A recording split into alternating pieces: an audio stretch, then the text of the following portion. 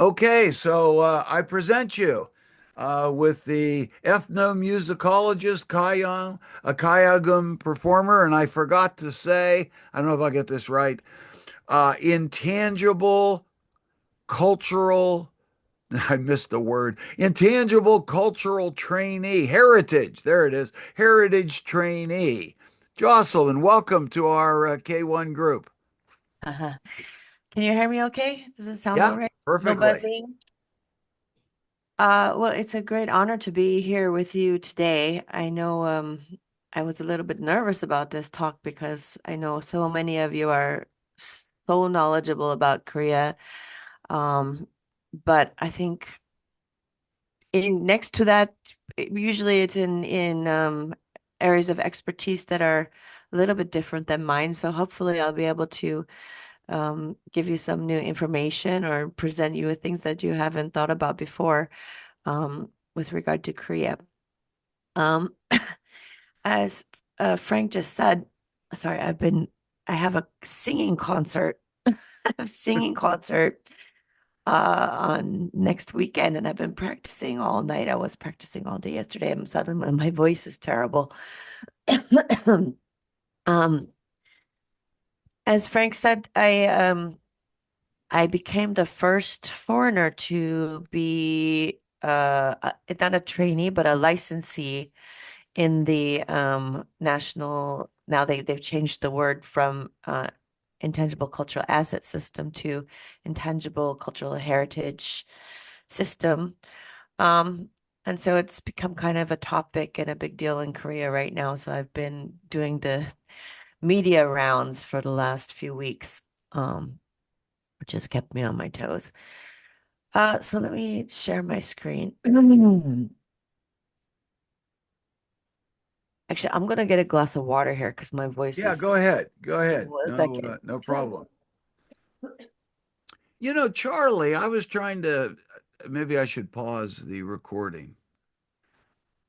Maybe not. Uh, anyway, I was wondering why we had trouble with audio before, and I just tested with Bobby and did a YouTube, did Jocelyn's YouTube, and it worked. You know, Bobby, could Yeah, you? my problem was that I was embedding a video inside a PowerPoint presentation. Okay, got it. Got it. And that's where we run into trouble. There was another setting that I had to change that I wasn't aware of, or at least I believe that's the case. Okay. All right, When good. you So that's when why it you wouldn't work. when you share the screen, there's a place where you can say share sound and optimize for a video clip. You have to click those buttons in order for it to work. Okay, now I know. Thank you. Thanks, Jocelyn. Back to you. All right. So this is you already know this part, so let me skip ahead. I wanted to say that I'm from Alaska. Just getting your all your photos up here so I can watch you guys while I talk. I'm from Alaska. I'm from Juneau, Alaska, and as you can see, it's actually quite part of the Pacific Rim. So I grew up, in the 80s, in Alaska, where when that was, as you will remember, it was kind of Japan as number one time of time of the history. And so we grew up in Alaska, really thinking about East Asia. My dad had lived in Alaska in the 40s before Alaska became a state, and they were evacuated as military dependents when the Korean War broke out because Alaska hadn't wasn't a state yet. So he'd always wanted to go back to Alaska where he went for grade school, but he ended up going to junior high school in Japan during as part of the American occupation after the war. Both my grandfathers had fought in the Pacific, and he was determined, having himself lived in Japan as a kid and not learned Japanese, he was determined that us kids were going to learn Japanese. And he started a Japanese program in the one high school that we have in our small hometown. And so we grew up learning Japanese, and then I went to ended up being after I graduated in the US. I signed up to become an exchange student. I wanted to go to Europe, but they sent me to Japan because I already spoke Japanese. So I ended up, and also not in Tokyo with the other kids on the program. I ended up in the countryside. And I wanted to be a volunteer worker, but I was too young. So the only choice was to go back to high school in a sailor uniform. So I ended up going to an next year of high school in Japan. Um, in any case, what I wanted to say. This is where I'm from in Juneau. It's the capital city of Alaska, as you probably know. But you can see it's quite isolated. There's no roads in and out. And there's a lot of, in some ways, there's a lot of cultural similarities with East Asia in Alaskan culture. For instance, where I grew up is a Tlingit area, and I grew up with a lot of Tlingit culture and heritage.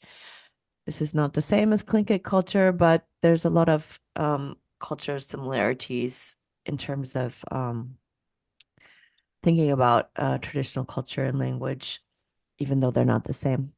I arrived in Korea in 1992, right after college. I got a scholarship from the National Kugak Center. At that time, it was called the National Center for Korean Traditional Music. Actually, it was not that time. It was called the Classical Music Center in English. The Korean remains the same. The English name has changed 4 or 5 times. Anyway, when I arrived there, none of these buildings were open. There was just one building open. The rest was bankrupt, and there was just one administrative building. And but at the time there, the halls were filled with all this sort of old school national treasures. There was one guy there who he was the last living member from the E family court musician. He had as a boy he had performed for the king. So there was a lot of people that were quite old that were national treasures roaming the halls of the institute, and I sort of sat there as a 22-year-old watching them pass me while I waited for my teacher to show up because that was usually 2 or 3 hours later than the prescribed time. So I originally came to Korea. I was in China for a little over a year, maybe a year and a half or so, at the Nanjing Academy for the Arts, where I studied Guzheng, the Chinese version of the Gayageum, and calligraphy. Anyway, after 2 years of college, after college, I got a scholarship to come to Korea to study Gayageum, and so I arrived in 1992 while President No Tae-woo was still in power. And after I arrived, the Kim Yong-sam election happened. Um, so I just want to give you all a little quiz now. This is a little quiz. I don't have it set up so that you can vote online, but so these are all different instruments that are all quite different from each other, and I want to know if you can differentiate between them. For instance, maybe you can write in the I don't know if you how many and who knows what this first instrument is, number one.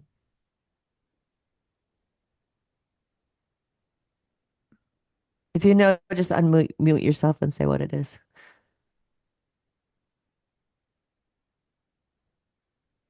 Anybody? I'm trying to remember the name of the stringed instrument that's not a kayagum, but I can't One remember. one of the two that's plucked with a stick is a komungo. I know that much. So I which don't Ah, one think is that? I don't think it's the one. I don't think it's number one. I think it's number. Is it number? Well, is it number two? Maybe it's Yeah. number two. I think number two is the komungo, if I'm not mistaken. uh, Might be number one. So very good. I'll just go through them with you because these are confused by everybody. All these instruments are confused in China as well. It's not a Korea problem, is it? People don't really know anything about these instruments in East Asia either. So the first one is a ajeng. Ajeng is a Gotcha. bowed. It's a bowed, elegant zither. It's the bowed Yeah. zither. The second one is a Sanjo Kayagum, which is what I'm mostly going to be talking about today. Third one is komungo. It's uh, it's struck with a stick and has raised frets. The next one is a court kayagum. When we talk about the early kayagum, we're talking about this instrument. So Sanjo instrument developed much later on with the development of Sanjo as a genre. So this is the first old kayagum.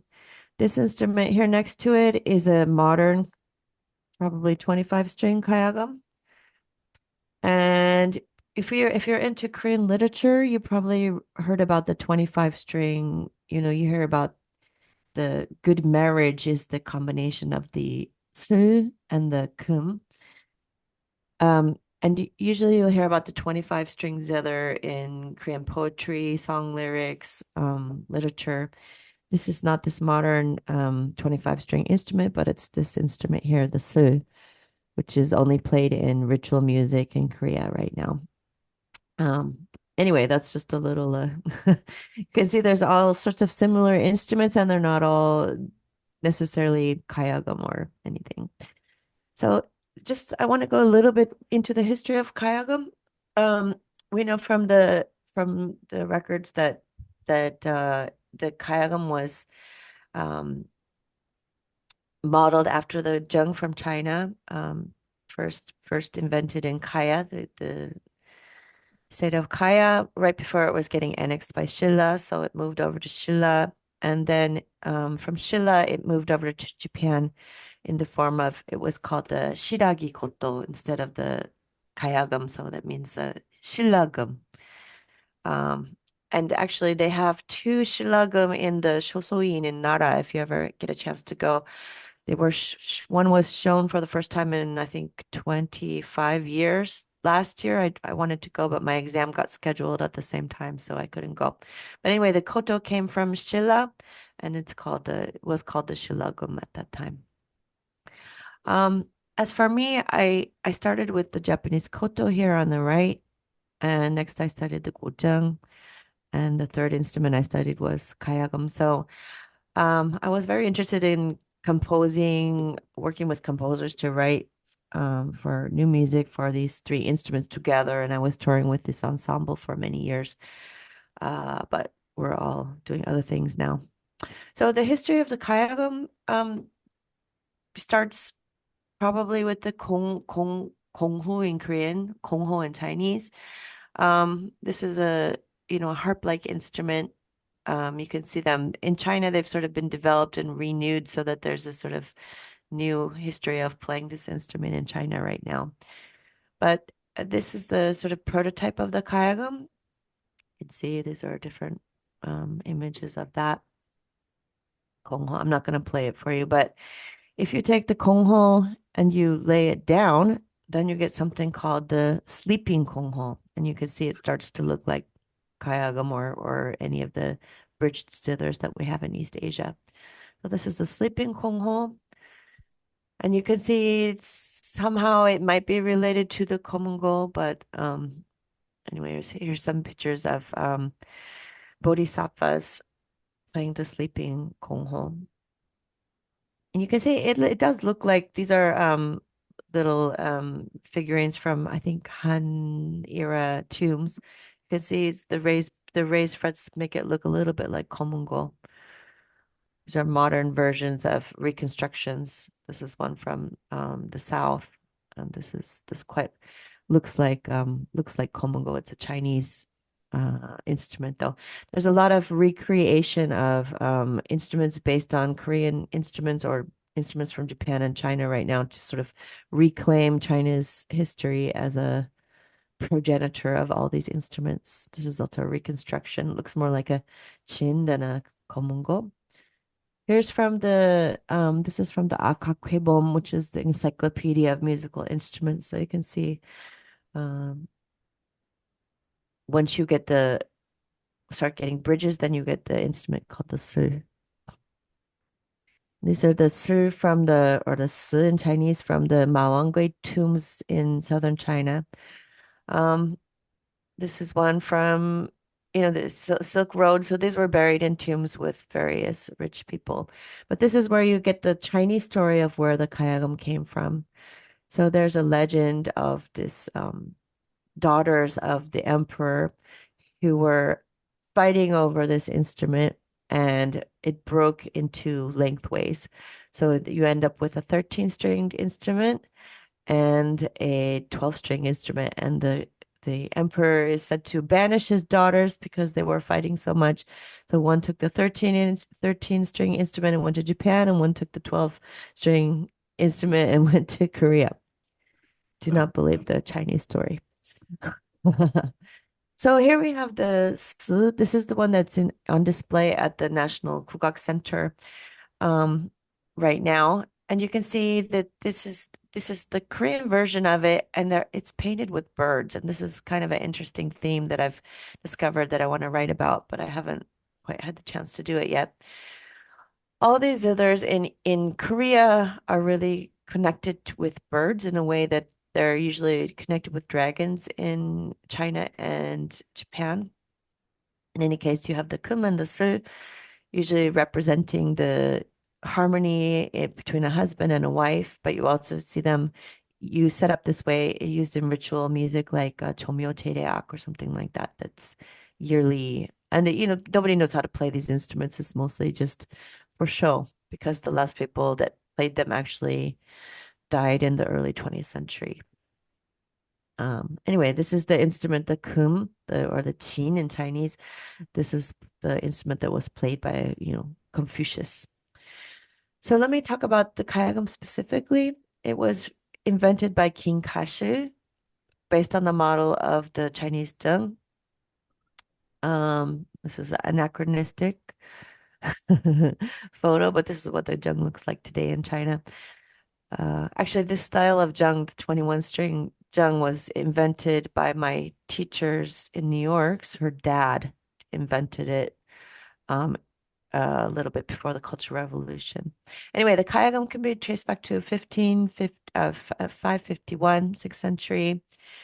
And there was a refugee from the state of Kaya named Uruk, who ran over to Shilla before the annexation was completely finished and presented King Jinhung with the new Gayageum that he had been commissioned to create in Kaya. And he is said to have played 12 pieces of his own composition based on Kayan folk melodies. And of course, because they were different countries and they had different styles, the king said that was terrible music. We don't like that. We don't want to hear this. And he gave these 12 pieces to his own composers in Shilla. You can see this is just a picture of the bottom of a Sanjo Gayageum, and this is Uruk's Gayageum here. So the three Shilla musicians called Bopji, Gaegyo, and Mandok, they rewrote the 12 pieces into 5 elegant works that were then praised as great music by King Jinhung. And as I said, at that point, the instrument went over to Japan. And when we see, as I said a little bit before, when we see representations of zithers in East Asia, that are, if you go on the internet, you'll mostly see dragons. So this is probably a gochin with dragon. Here's a picture by one of my teachers, my koto teacher. This is the koto here, Japanese koto, and you see there's a dragon tail and dragon horns, dragon mouth, dragon tongue. The only difference here is the cat feet, and it says, yeah. And here's just this is from an old book that has the description of the instrument. You have a dragon head, a dragon. Well, this is a dragon horn, dragon head, dragon tongue, dragon tail, and then it just says feet. It doesn't say cat feet there. And here you have dragon eyes for the strings to come through, dragon face here, and then the dragon tongue again. More dragons, dragon kap in Korean, dragon kap. So the back, I guess, of the dragon. Anyway, you see dragons, dragons, dragons. There's also dragon head, dragon foot, dragon tail. And then you have the dragon back on the back of the koto. So this is all koto, and you can see dragon, dragon, dragon, dragon, dragon, dragon.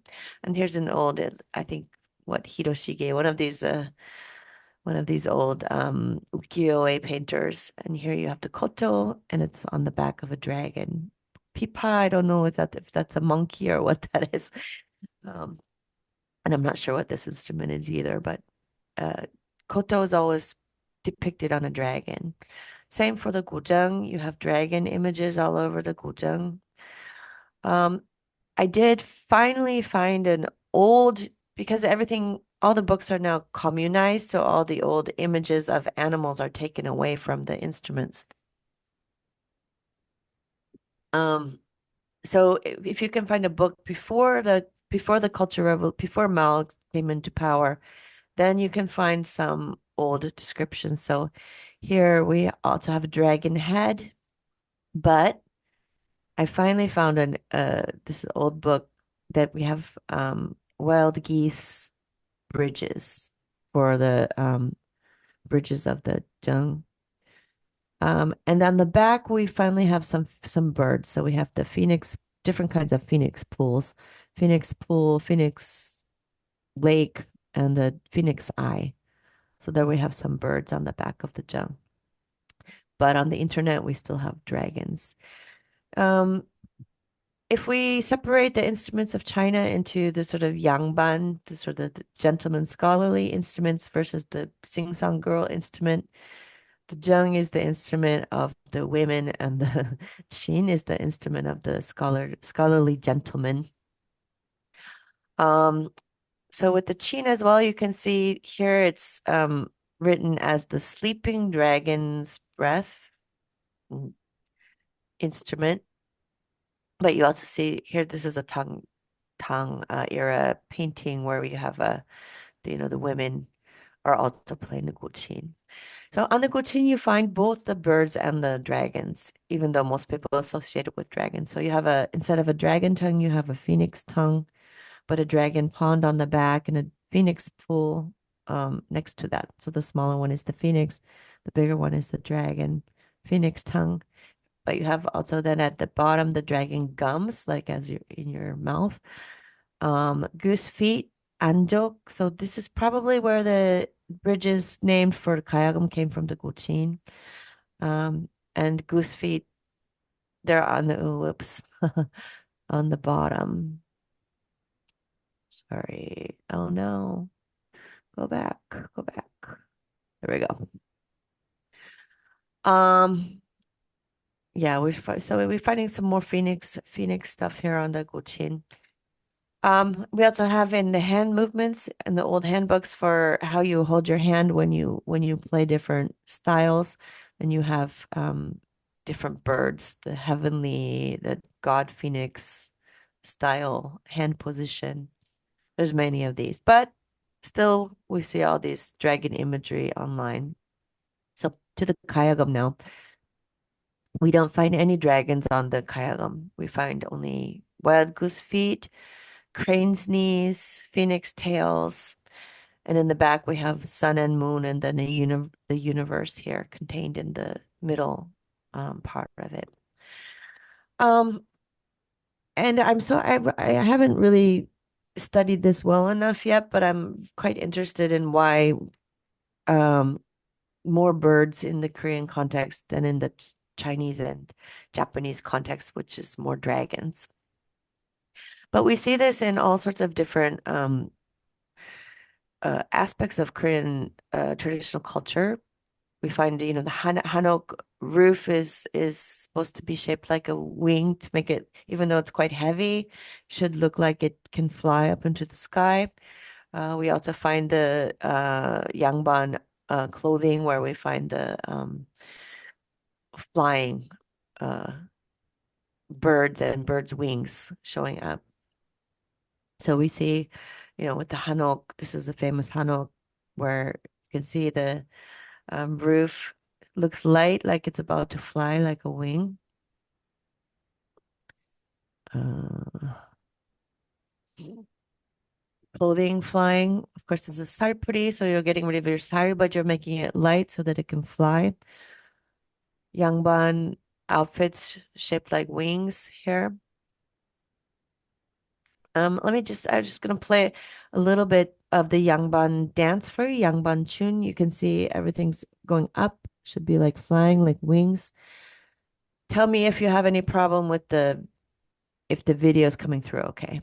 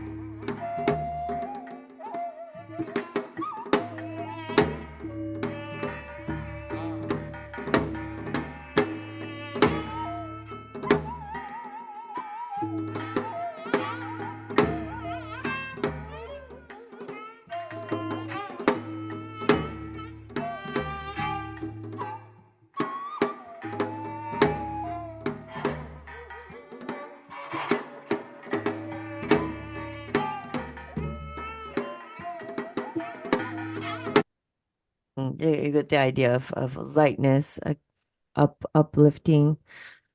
Probably many of you might have seen when you were during your time in Korea, these crane dances where people get dressed up on the stage like cranes and dance. Um, so as you probably know, the crane migrates to Korea in the fall and winter and symbolizes spirituality and longevity. Um, and we find the cranes here painted onto so we have these are cloud feet here on the bottom, cranes on the top, different clouds on the painted right onto the instrument.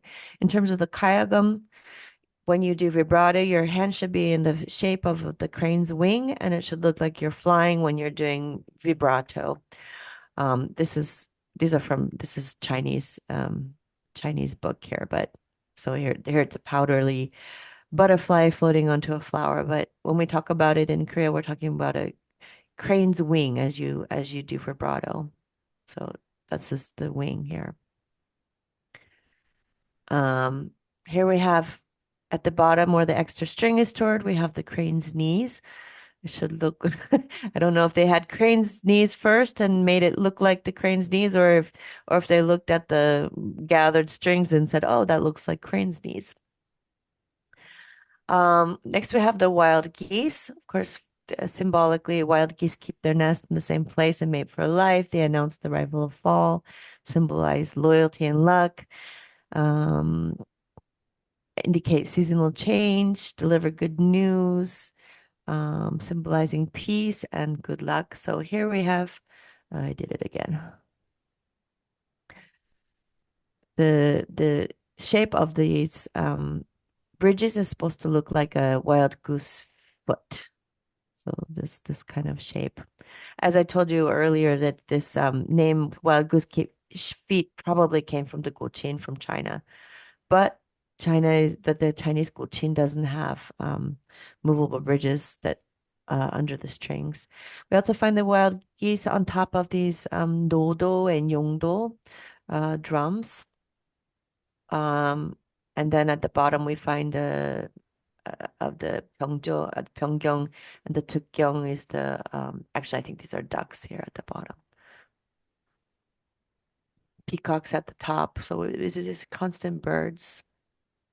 Egrets. Egrets are interesting, also at the top of these various drums, but next to representing strength, purity, patience, and long life, as well as graciousness, transcending the mundane world. It's related to the idea of passing the exam. And also they had quite long legs, so the ambassadors were egrets on top of their hats when they went on mission. So you can see on ambassador hats always the egret at the top of the hat. Peacocks symbolize authority and the nine virtues, with tidy faces, clear voices, careful walks, appropriate behavior according to time and place, moderation in eating and drinking, knowing how to be content, existing together, not being obscene, and always returning. This is the peacock. So people painted peacocks on buildings and other items, and also showed high rank. So you find this on the top of the Tukgyong and Tukjong. These are peacocks at the top there. These are pheasant feathers trailing down here. There you can see at the top of another drum. So I want to a little bit start talking about Sanjo, which is the main genre that instrumentalists play on the Gayageum. And in order to play Sanjo, we always play with a drummer. So I wanted to give you a very short history of the changu as well. The characters for changu is not long drum, which I always thought it was before I looked it up, but it's this character che. It means the drum that's hit with sticks. So it's a kind of a malleted drum. Also, it used to be known as the seiogo, which means the slender-waisted drum.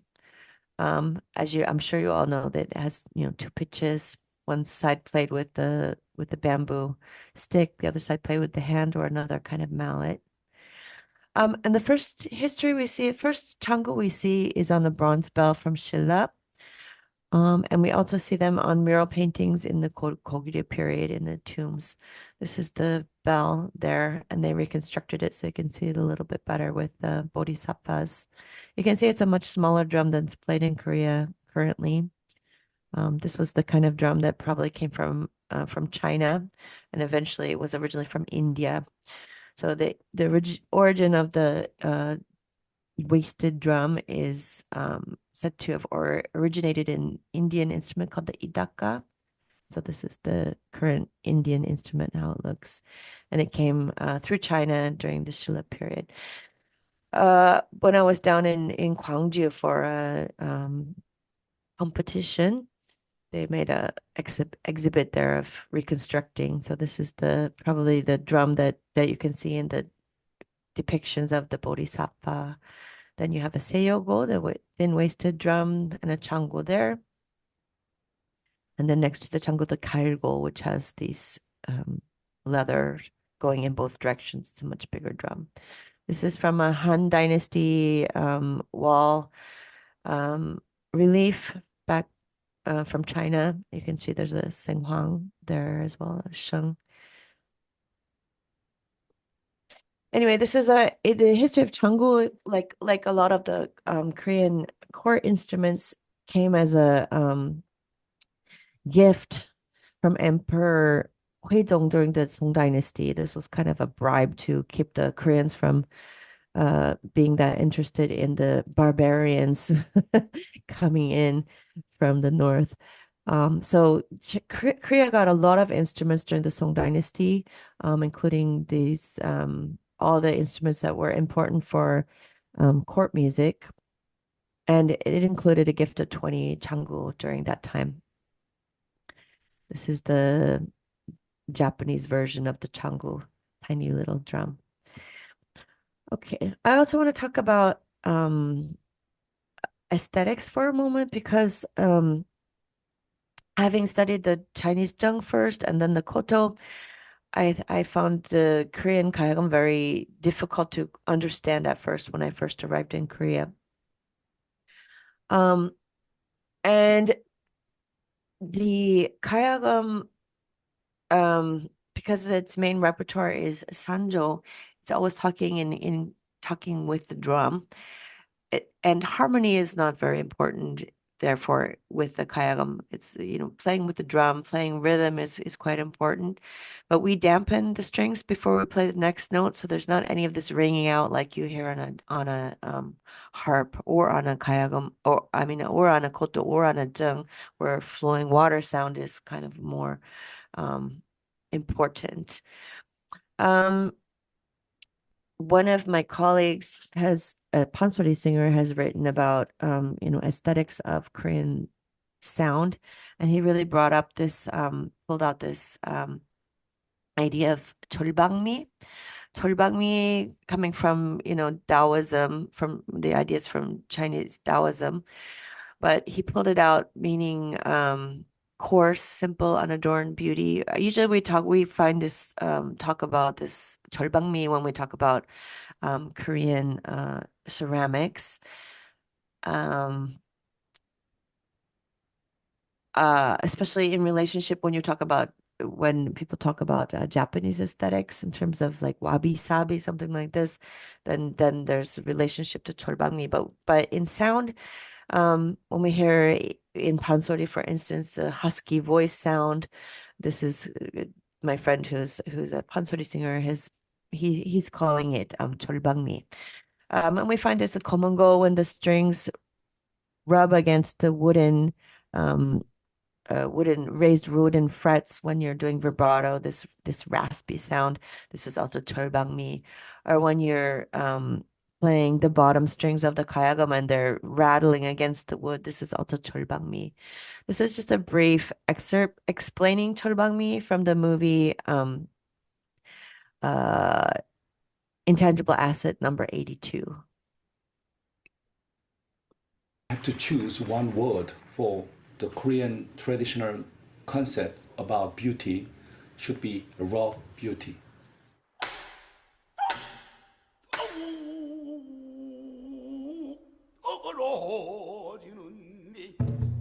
As rough as a stone in the mountain, as chaotic as water flow in the stream. 예, 예, 아르라. 예, 소맹이 아르다. 소맹이 사옵기는 황주 두와 동고 돕고 성명은 심하게 한국은 사계절이 아주 Well, this is the voice of Tae-il-dong. He's quite a very raspy pansori singer. Okay, so that's the introduction to Gayageum. Now I want to talk about Sanjo. And Sanjo is the main, this is the genre that I just became the first foreign member of the intangible cultural asset system as a licensee. So Sanjo, when I first came to Korea to study Gayageum, it took me a while to figure out like what this genre was trying to say because it didn't sound like anything I was familiar with. Sanjo is the signification that the Chinese character version of 허튼가락. 허튼가락 is the pure Korean word for scattered melodies, which is the word that's usually used to translate Sanjo. And this was a pejorative word basically applied by court musicians toward folk musicians who thought that the music just sounded like unorganized, scattered, whatever music, because they couldn't make sense of it as it sort of started to develop as a genre in the about 200 years ago. Sanjo, you can think of Sanjo almost like instrumental pansori. It's string pansori, pansori without words. Like pansori, it's built on rhythmic modes and melodic modes, and you can make it any length you want. It can be 10 minutes or it can be 75 minutes. So you can add and subtract different rhythm patterns and melodic little snippets. So it's a little bit put together like Lego. So you can build a building from that, and you can make a small building or a big building as you're going on. So I wanted to talk about the three main modes that you hear in Sanjo. And then I want to talk about the rhythmic modes as well. And I think that will help you love Sanjo eventually. So there's three main modes in the music from 전라도. So that means pansori music, shinoe music, Sanjo, a lot of the major sort of genres that you will hear in Korea. The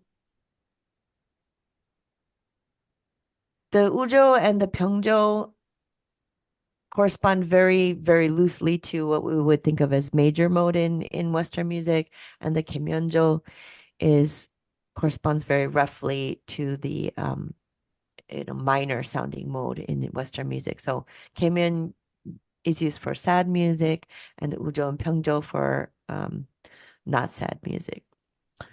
So I just want to introduce my teacher here, Chi Sungja. She was the first oldest daughter of Sung Geum-yeon. Maybe when you were in Korea, Sung Geum-yeon was the most famous Gayageum player at the time. She was the first national treasure for Gayageum Sanjo, and her husband Chi Young-hee was the first national treasure for Shinawi. And they immigrated to Hawaii in the early 80s and actually passed away there, and their grave is in Hawaii. And they were stripped of their national treasure status when they moved to Hawaii. Anyway, she's the oldest daughter of this couple, and she lived in Japan for 30 years before returning to Korea to become a regional treasure in North Cholla Province. And I'm going to skip this because it's in Korean. So the way to think about these modes, I'm taking them from Song Bang-song. I don't know if you know that Professor Song Bang-song passed away a bit ago. He studied at Wesleyan University and compared Komungo Sanjo to Indian raga, if you're familiar with raga at all. Anyway, he translated these old books, the Haedong Gayo, the songs from the East Sea from the 18th century. And this was a book that taught Kiseng how to think about the modes in Kagok, so aristocratic court music. And these are all examples. All the examples used are from Chinese stories, but we're still using them to some extent today. So the first you see on the first line is the original Chinese, the second line is a Korean translation, and the third line is the English translation. So Ujo is the first mode. Ujo usually, Sanjo starts out with Ujo, and you can see there's a wing there. It's not important except for that we use the Shangyu, General Shangyu, Hangul in Korean. We have the same wing character there. So General Shangyu jumps on a horse and bellows with rage. 10,000 soldiers are frightened out of their senses. Its sounds must be transparent and magnificent.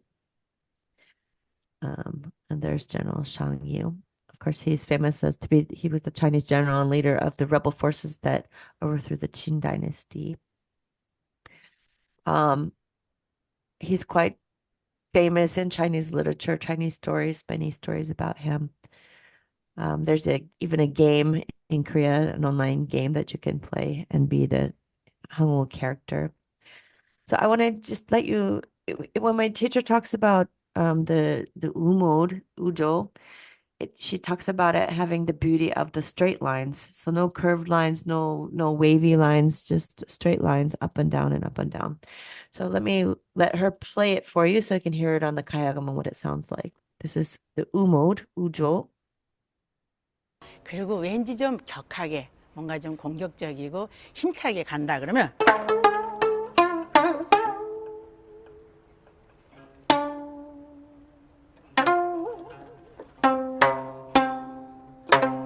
이걸 우조라 그래요. 그래서 가야금에는 희로애락이 다 담겨서 Look at here, should sound like a general yelling at his troops from the horse. This is Ujo. And as I talk about the melodic modes, I'm also going to talk about the rhythmic modes. So Changdan means, of course, long and short. And this means rhythm, usually translated as rhythm pattern or rhythmic cycle. All of Korean rhythm patterns are based on 3 and not 4. So like most things in Korea, Hangul as well, this combination of trinity of the heaven, earth, and man. If we look at the Gayageum too, the top part of the Gayageum is curved like the heavens, the bottom board is flat like the earth, and the musician is the person who connects the heavens to the earth as they play the Gayageum. We also think about the rhythm that way. So each of the rhythm is based on this 3. The slowest rhythm pattern is called 진영조. It's so long and slow that it has 3 seasons: spring, summer, fall, and winter. But if we break it down, it's basically a 6-beat rhythm patterns. These are triangular. It has hidden beats, so we count it 1, 2, 3, 2, 2, 3, 3, 2, 3, 4, 2, 3, 5, 2, 3, 6, 2, 3. So the accents on the 1, the 5, and the 6. Let's take a listen to what it sounds like on a drum. Just this one short.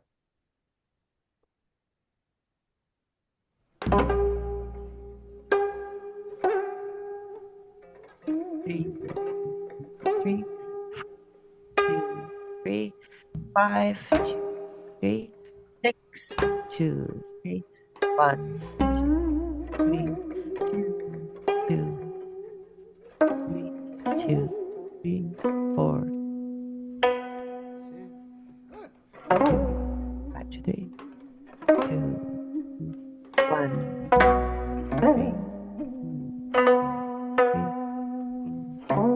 3, 4, 3, 5, 3, 6, 2. Now winter. 3,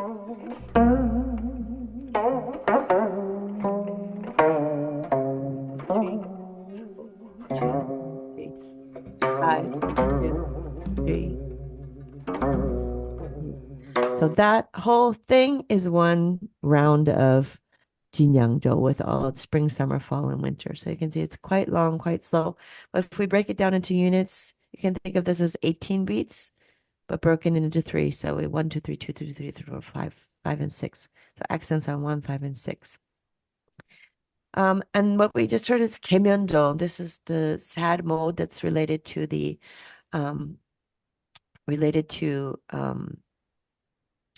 minor mode in the West. So this is related to the story of Wang Zhaojun, who's one of the famous 4 or 5 beauties of Chinese history. So when Wang Zhaojun, in Korean it's Wang Sogun, when Wang Zhaojun left the Han court for the north, snow scattered in the cold wind, its sounds must be sobbing and sad. You might know Wang Zhaojun from Chinese painting. She either rides a camel or a mule or a horse, but she plays the pipa, and she's known as her special name is Nag, and the woman who fells the wild geese, because she had entered the court and she didn't bribe the portrait artist, and so the portrait artist put spots all over her face. And when the Shongnu wanted to make a marriage alliance, they tried to call up the ugliest women from their court ladies. And looking through the portraits, they found spots all over her face. So they called her up to send to the barbarians in the north. And of course, she was the most beautiful woman ever. And they were so sad to send her on her way, but they'd already promised. And so she goes up to the north playing the pipa. The wild geese fly overhead and are so moved by the sadness of the scene that they fall out of the sky and die. So you have to play so sadly that the wild geese fall out of the sky and die. This is how it should sound on the Gayageum. 그래서 애틋한 그 소리를 한번 해볼까요?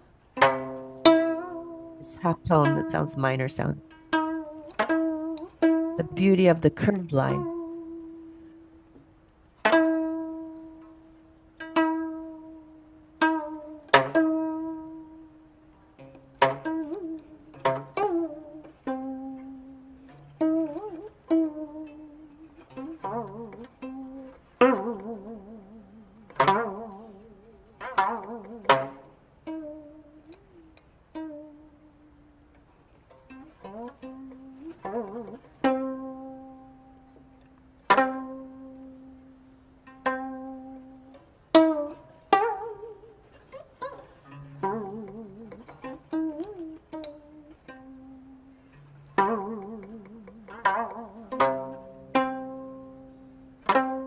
그래.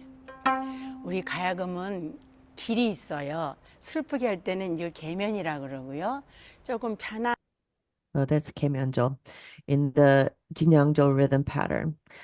The next rhythm pattern is Jungmori.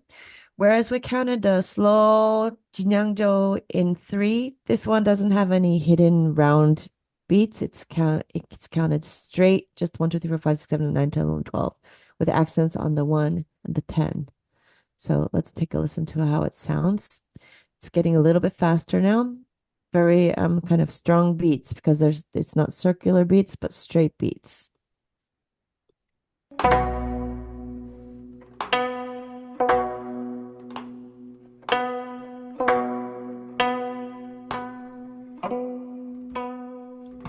One, two, three, 4, 5, 7, 8, 9, 10, 11, 12. Accent should be on the 9.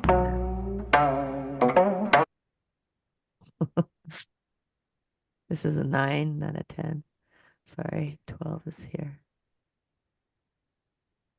It's not quite right.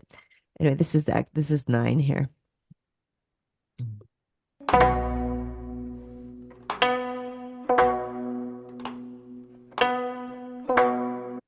Sorry, keep pressing the wrong button and then I didn't expect it to stop. There we go.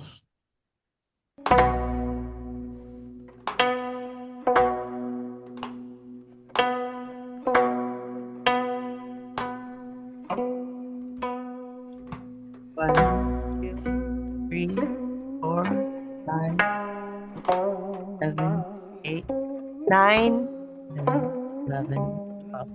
1, 2, 3, 4, 5, 9, 10, 11, 12.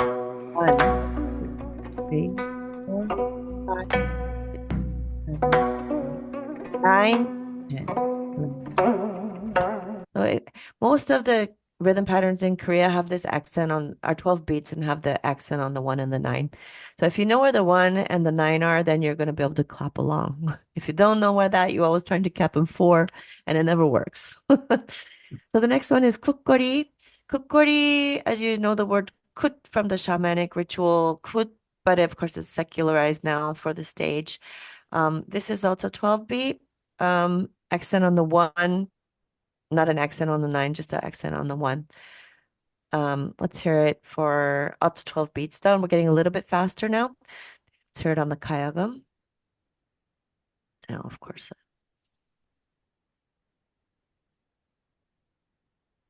A. There it is. 3,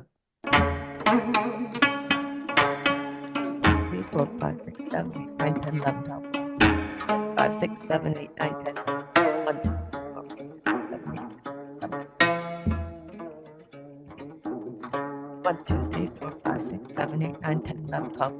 4, 5.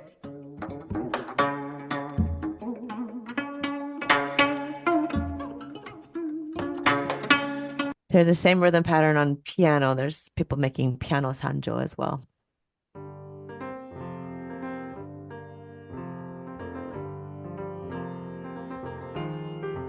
1, 2, 3, 4, 5, 6, 7, 8, 9, 10, 11, 12. 1, 2, 3, 4, 5, 6, 7, 8, 9, 10, 11, 12. 1, 2, 3, 4, 5, 6, 7, 8, 9, 10, 11, 12. This is kukgori. The next rhythm pattern is jajimori. Now we're getting into sort of complex rhythm patterns. 12 beats with accents on the 1 and the 9, but sometimes we have it's sort of going back between 2 and 3, 2 and 3, 2 and 3. So you count it in various ways. Let's take a listen. Jajimori is it's a polyrhythm.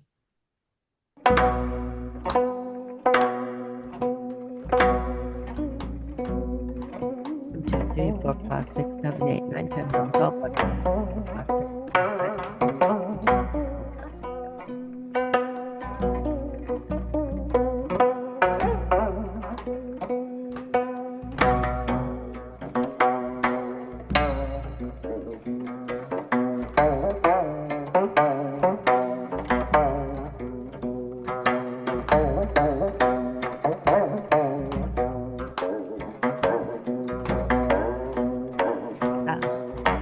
쿵당, 쿵딱, 쿵딱, 쿵딱, 쿵딱, 딱,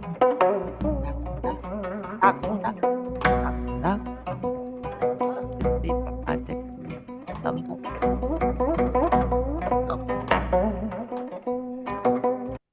So yeah, it gets harder and harder to count like this. So you have to sort of Primary is the fastest rhythm pattern.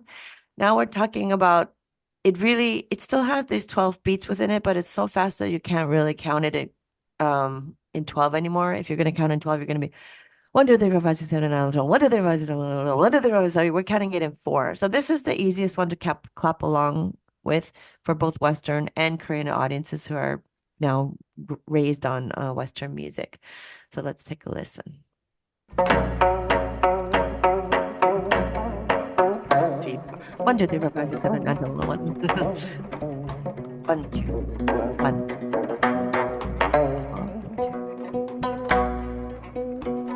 Dang, taka, taka, dang, dang, taka, taka, dang. Taka, taka, dang, dang. 2, 3, 4, 1, 2, 3, 4.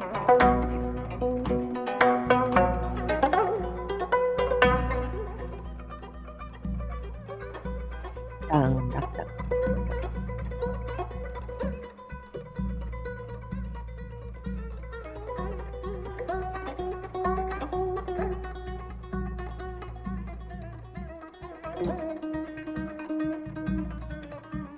Dang, dang, dang, dang, dang, dang. 1, 2, 3, 4, 1, 2, 3, 4. You get the idea. The last one is most interesting. This is onmori. Ot means something strange happening, right? So usually onmori is used in pansori, especially when there's some kind of strange spiritual being coming out from the mountains. So when a tiger comes down from the mountains, or when a kind of a shabby priest comes down, like a bozi, a monk comes down from the mountains. This is when the onmori is used. And I was asking my teacher for years and years, because my sanjo ends with this onmori. And I was trying to figure out why you end with onmori. If in pansori it's really for this sort of spiritual event in the happening of the pansori story, then why you put it at the end of the sanjo? And finally she told me, after 20 years, that actually she considered it, the sanjo itself is the life lived, and then the omori is when the spirit lives the body. So if you know jazz, you might be interested in, it sounds a little bit like Dave Brubeck's Take 5, but this is Take 10. So it's a 10-beat rhythm pattern instead of a 12-beat rhythm pattern, with the accents on the 1 and the 8. Where is it? There it is.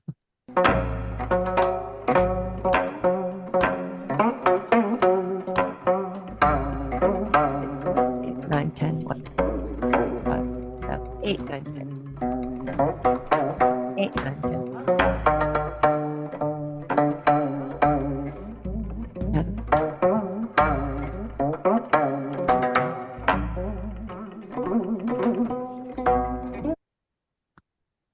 11. And this is used, it's quite a, lively, a lively rhythm pattern, kind of fun, a little bit off.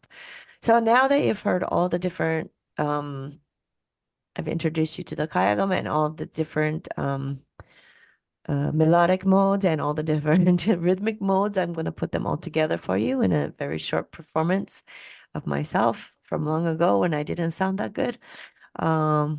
This is my teacher's mother, Sangam. So the school that I play of Gayageum Sanjo is called the Sangam School of Gayageum Sanjo. It's called the Sangam Ryu Gayageum Sanjo.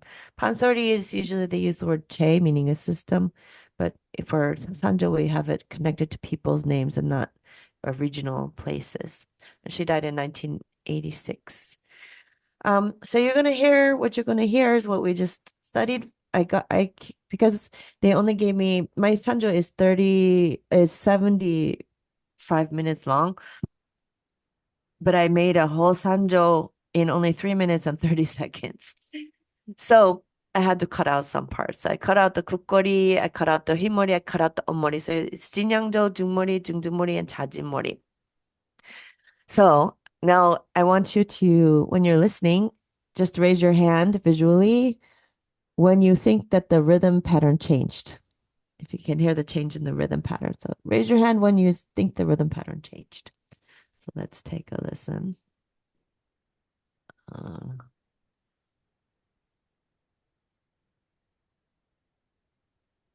see if I can make this fit.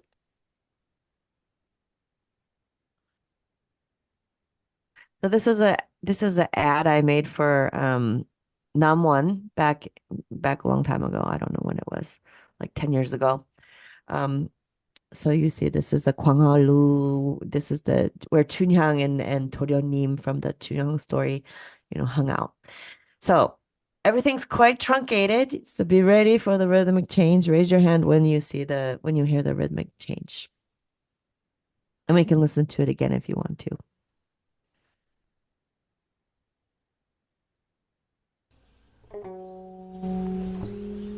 Oh, what I didn't say is it starts with a non-rhythmic part before the rhythm starts. So that's called dasurim, where you sort of organize your notes and your thoughts and tune your instrument. So that's what you hear at the very beginning. Then the drum's going to come in with jinnyangjo. So after that, you can raise your hand. So let's listen.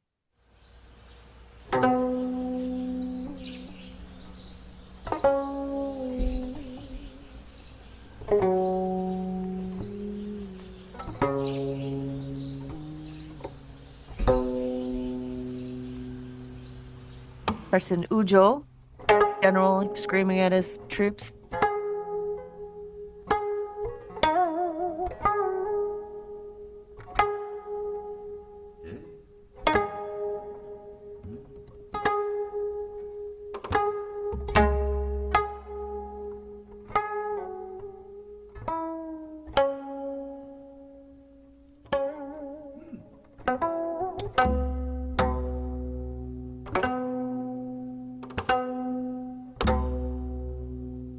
Anyone?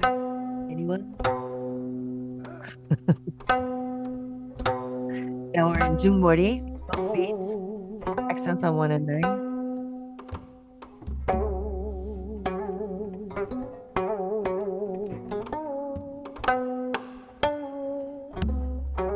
대면정.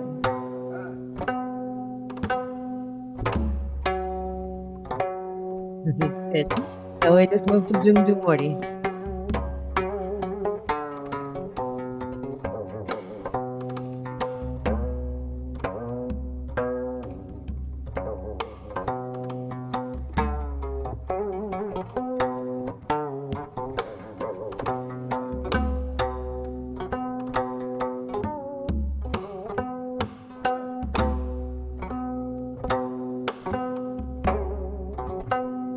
Hajimori.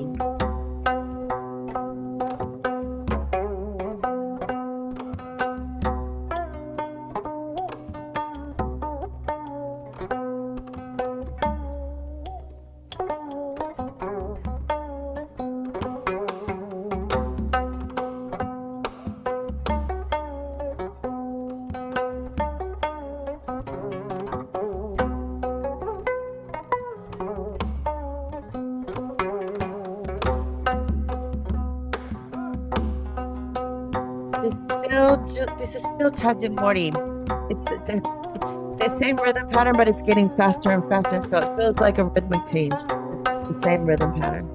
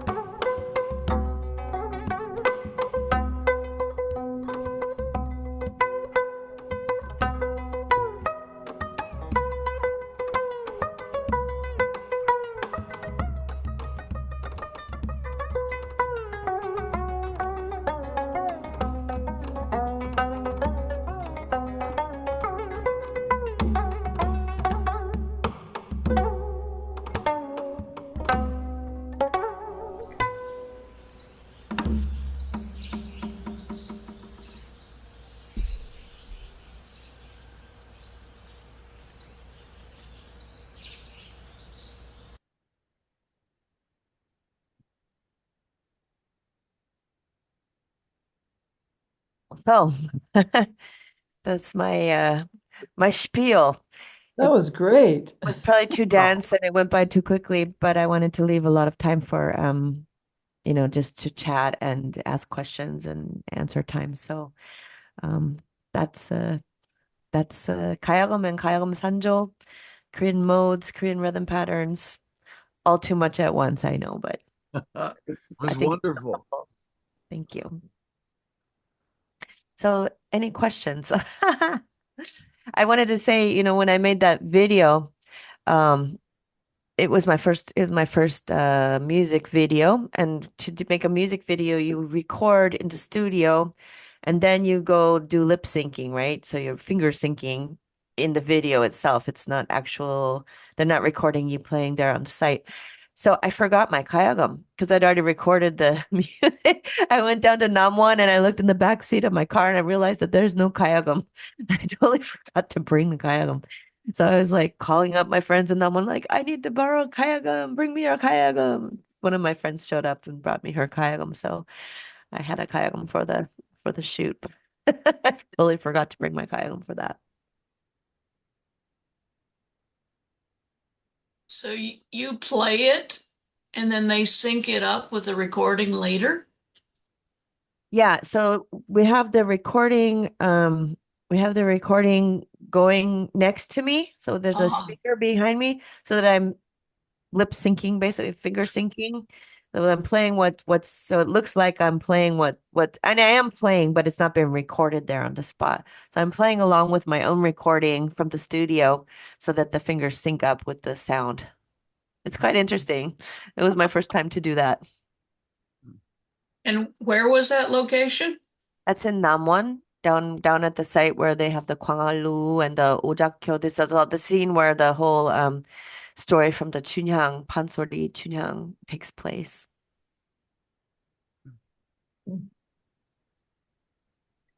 Charles. Yes, hi. Thank you very much. That was really very, very interesting. I learned a lot. I hope there won't be a quiz because I'll fail miserably. Um, I'm just curious, when a Sanjo is performed, is it all written down in advance? Is it all notated, or is there improvisation as well?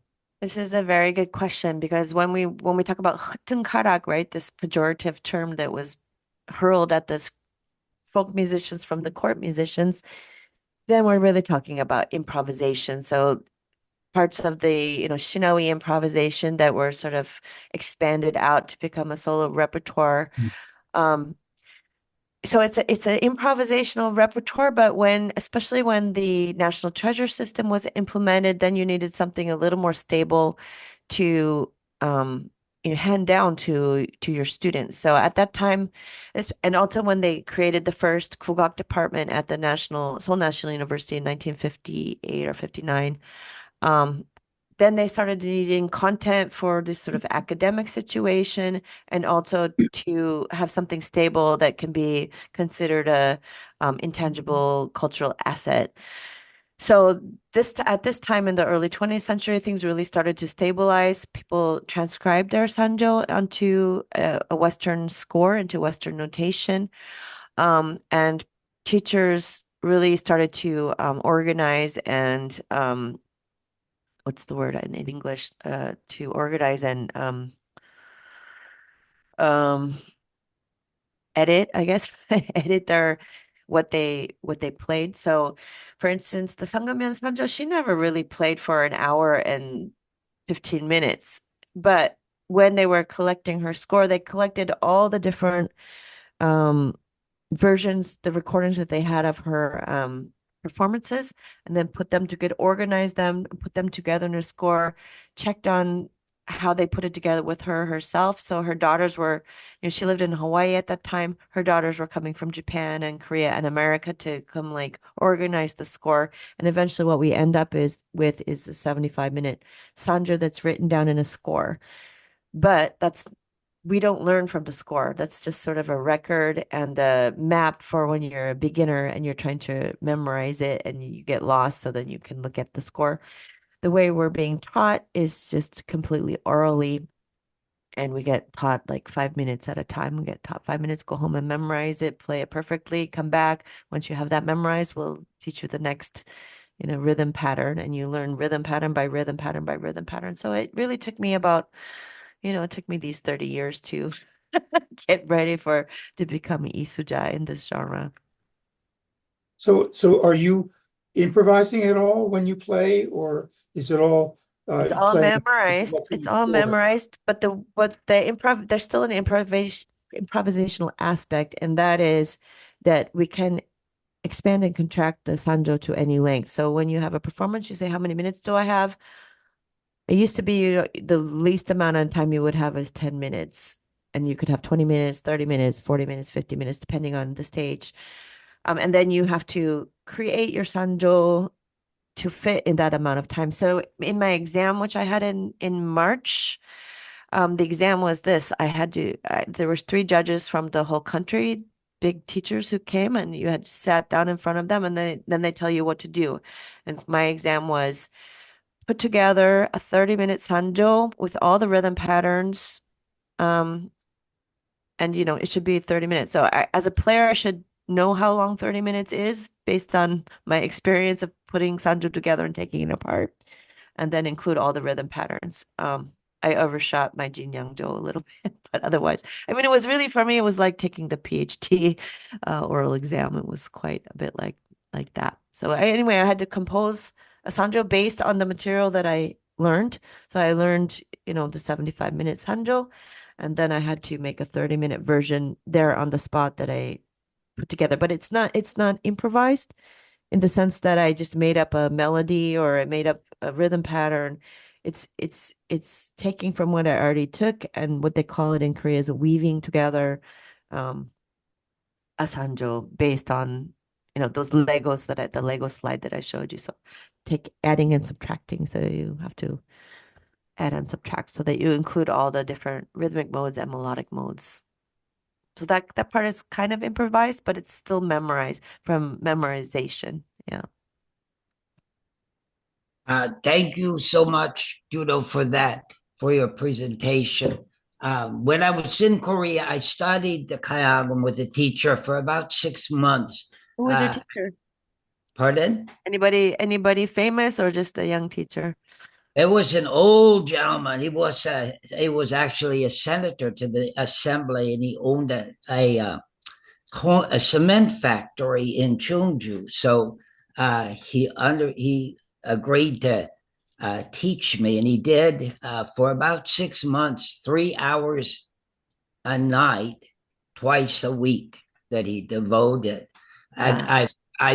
and then I laid it to rest for a long time. I just picked it up again this past week. And what I find is that the fingering has just come right back. But the Gayageum has rested so long, I have to retune it. So that's been the big challenge. So I thank you very much. And sometime, maybe later on at some point, if you could play the 12 notes again so that I can get them into it. Yes, I can do that for you. Thank you.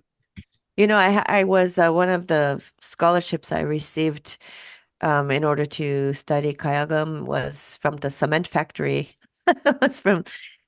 I got Oh my gosh. Sonam Chedan was also cement factory scholarship that I had in the year 2000. So yay for cement factories and Gayageum playing. Oh my gosh. Yeah. This was in Chungju. Cool. I have a question about the historical, cultural, tangible, intangible assets.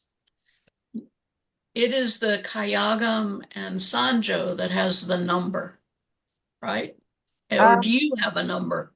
No, it's the genre that has the number, but they've actually gotten rid of the numbers except for in the Chibang, in the countryside. That's a provincial asset system. I think they're still using the number. In the national system, they got rid of the numbers. So it's just called by name, and it's the genre and not the person. Yeah. So that you are a licensee. It's like a certification of you have met all of these criteria uh, for this genre. Yeah, that's exactly right. So before I was a licensee at Isuja, I was a Chansuja.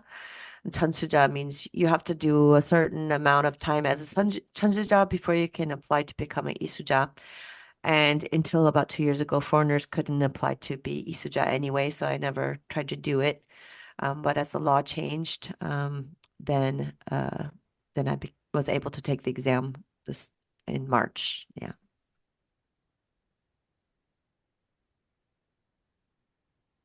Oh, another question. I wonder if you could speak a little bit about the differences between the Gayageum and the Koto. Hi. Um, Mhm. I probably you could go into a long a long dissertation on that, but just for simple-minded people like myself, can you give a kind of brief summary? So the Gayageum and the Koto, the original Gayageum, the court Gayageum, which we still play today for ritual music and court music, um, the space between the strings is quite large. And the technique to play the court Gayageum and to play the Koto is basically the same. The Sanjo technique is different than the court music technique. So it's quite a different technique. But one of the main differences is that Koto uses three picks. And if depending on if you're Yamamoto school, then you have pointy picks. If you're Ikuta school, then you have square picks.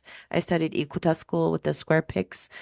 And so to play the koto, the technique to play each note is a little bit like playing the komungo. It's really striking the strings with quite a force. So with Gayageum, you're plucking the strings. Koto, you're really hitting the strings.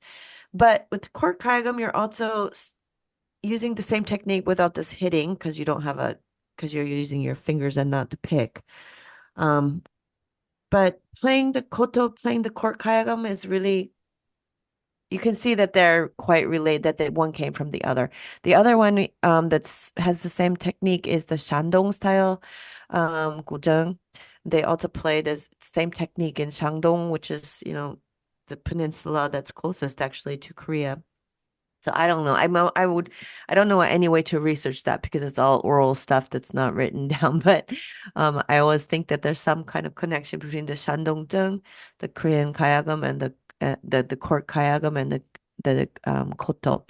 The main difference between the koto between the Gayageum and the neighboring countries is that we stop each string from ringing as we're playing the next note. So you only hear one note at a time with a Gayageum. With koto and guzheng, you always hear this sort of harmony and ringing of strings going on. After you played it, it keeps ringing, and you play the next note, and it keeps ringing and ringing and ringing. So you have this long sustain. With Gayageum, you only hear one note at a time, so it's really like singing. Because you only have one string sounding at once, you don't have harmony. So this is quite different. How about the instruments themselves? Are they similar, or are there differences between the instruments? Pretty similar, but the koto and also the jung, but the koto moved away from silk strings. So I've never seen anybody playing. I've seen silk string bass koto, but I've never seen anybody playing silk string koto. I have a silk string koto at home, but the strings are so brittle and broken you can't play it. People have moved on to a material called tetron. It's a kind of strong nylon string, and in the school that I study, which is mostly modern music, they string that so tightly that it's just very tight string, and it's very hard to press down instead of your right fingers bleeding like they do on the Gayageum, your left fingers bleed on the koto from pressing the strings, and you can't really play a sort of soft and round vibrato. It's just really more straight lines instead of curved lines that you get on the Gayageum. So you don't get that kind of crying, weeping effect on a koto that you Right. do You on can a. have like ascending and descending gestures, but you can't really have this wide and round vibrato because the strings are too tight. Mm. Yeah, I think that's the main difference. Mhm. On the Gayageum, do you move the bridges for different tuning? Yeah, with koto, that's also a big difference. On koto, you have a variety of different tunings that really create the piece. Then the composition becomes the tuning. So you have hira joshi or some other joshi, and they have different tunings. Kayagum, the tuning mostly remains the same, but if we're gonna play Sanjo, we want to put everything into C. If we're gonna sing, we usually put it into a C sharp or D. If we need to accompany like wind instruments, then we move all the bridges up and down depending on what genre of music we're playing. So it's not like koto where you change the tuning and therefore the score of the koto is written in string numbers so that to accommodate all the various tunings. With Kayagam, you're pretty much keeping the same tuning except for new music. There's some court music that changes the tuning, but um, we're using note names instead of string names to write the score, which makes it harder. It makes it less flexible in terms of rating a score for composers. Whereas the koto's a kind of composer's dream. It's very easy to write for the koto because you can make any tuning you want and just write the string number and the people can read the score.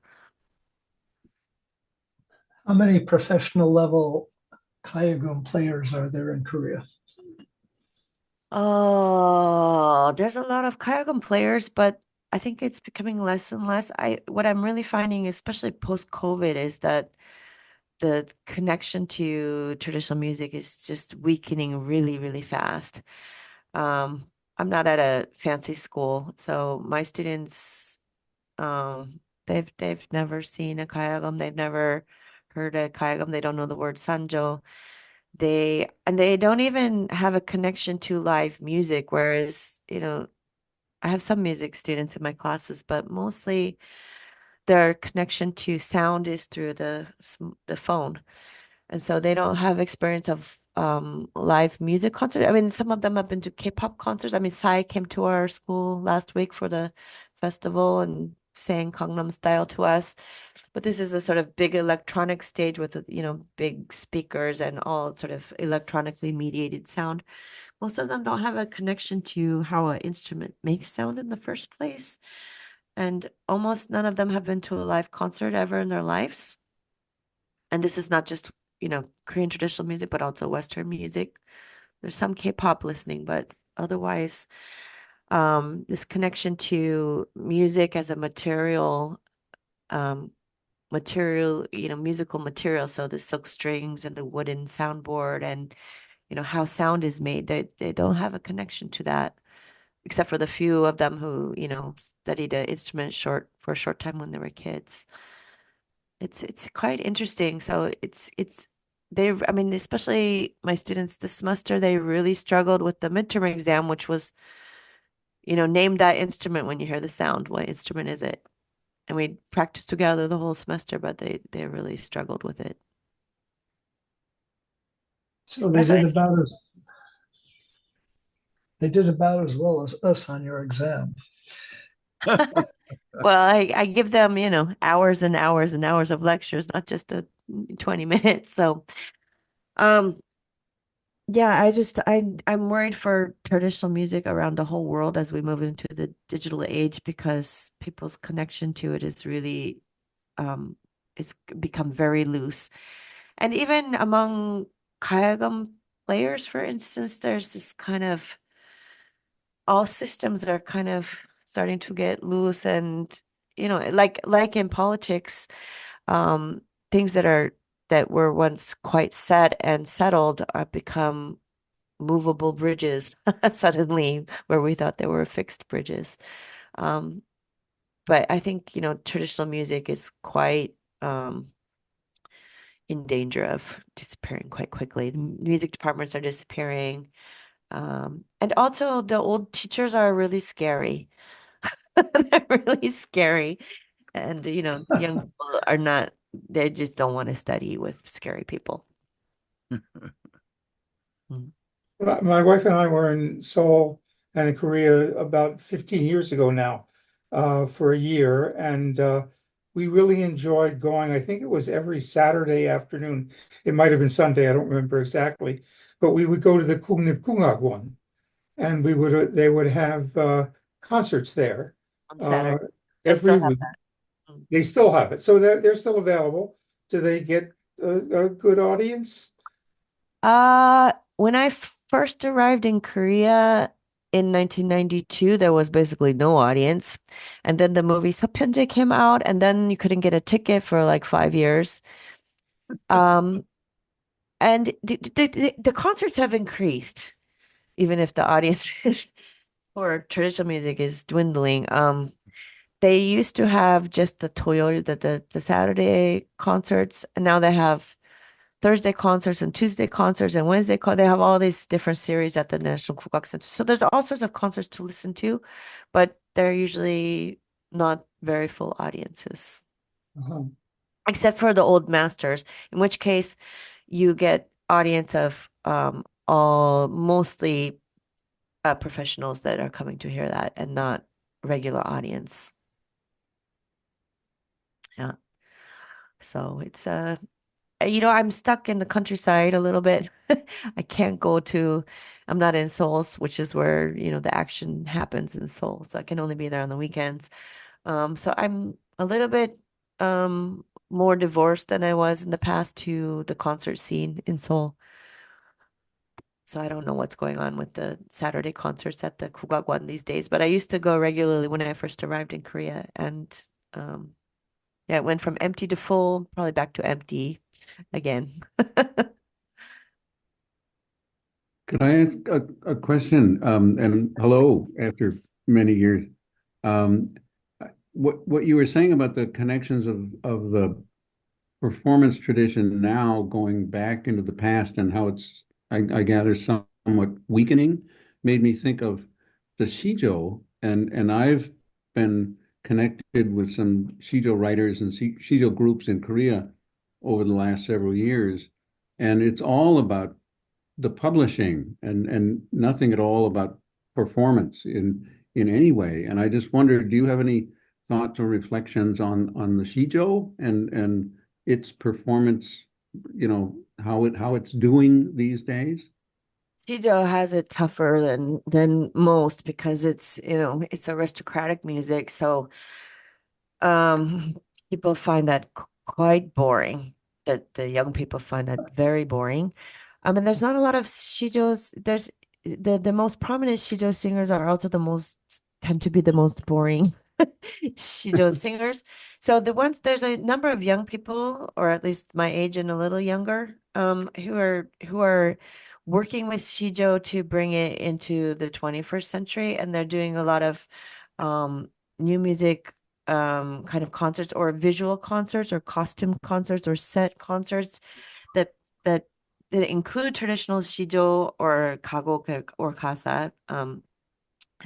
And those people, especially for people who don't like Kugak, that's a way into Kugak for a lot of people who don't like Kugak, actually. So people who think Kugak is boring for them, Shijo is boring. But for people who don't like pansori or this kind of folk music styles, they really love the Shijo.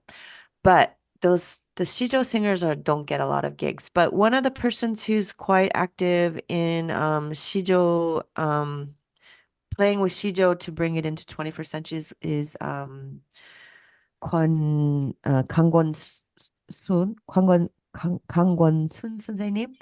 She's quite active in the new music scene and bringing the Shijo style vocal production to different kinds of performances.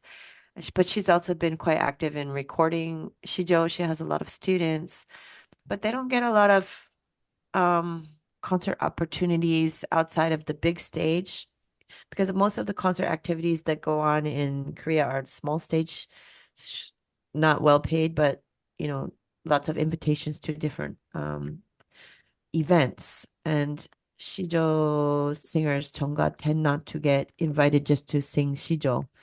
They have to do something else with their Shijo training in order to get onto the stage. But some old people like Shijo performance. I quite like Shijo. I've been looking at ways to talk about how this idea of 돌방미 or these kind of aesthetic terms are being applied both to the shijo genre and to the folk music genre, and how people are understanding the terms differently depending on which genre they're using the terms to apply it to. So this is quite interesting. And one of my friends is who's being supported by one of the same companies I'm being supported by is a shijo singer who's just got a beautiful, really beautiful voice, quite charming. Everybody loves to listen to her sing shijo. Yeah. Thank you. Thanks, Jocelyn. This is fascinating. You told me originally that you had an appointment that you had to leave for, and we've had you going for an hour and a half. Well, I'm happy to answer all questions if you have more questions, but I have a rehearsal this afternoon in Cheonju, so I have to go down there. But I actually I thought I had to be there at 11, but I don't have to be there till 2 now. They changed the schedule, so I'm okay with the time if you have any more questions. You have a couple more questions? Okay, great. Any more questions? This is meant entirely in jest. Have you ever tried to knock a flock of geese out of the sky? If I was one of the 5 beauties of Chinese history, I'm sure I could, but I've fallen short in that regard. But yeah, this the modes, how to the Kemyonjo, this is the one that knocks the geese out of the sky. For me, what happens with Kemyonjo, and I think this probably happens to Korean students as well who grew up listening by now to mostly Western music, is that there's an interference with the minor mode from Western music. So the even though it sounds like it almost sounds like it has this minor half step that's similar to Western music, it's not the same. But because I grew up playing Western music, I tend to default back to this interval that we have in Western music. And this is sort of my foreigner's accent. Although it's not just a foreigner's accent, Koreans have the same accent, but it's not quite Kimyeon-do. It ends up sounding minor. And if I'm not listening constantly to my teacher's iteration of Kimyeon-do, then I tend to sound like I'm playing minor instead of Kimyeon-do. This is, yeah. One last question. Jocelyn, thank you so much. And I'm happy you let us record it because I think some of us will be watching this more than once. But thank We're you. here for the next Great. test.